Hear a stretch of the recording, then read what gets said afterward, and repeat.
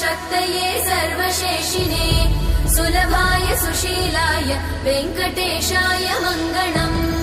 परस्मै ब्रह्मणे पूर्णकामाय परमात्मने प्रयुञ्जे परतत्त्वाय वेङ्कटेशाय मङ्गलम् आकालतत्त्वमशान्तमात्मनामनुपश्यताम् अतृप्त्यमृतरूपाय वेङ्कटेशाय मङ्गलम् प्रायस्वचरणौ पुंसां शरण्यत्वेन पाणिना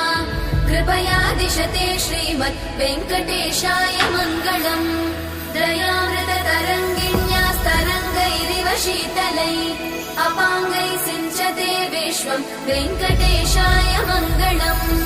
स्रग्भूषाम्बरहेतीनां सुषमावहमूर्तये सर्वाद्दिशमनायास्तु वेङ्कटेशाय मङ्गलम् श्री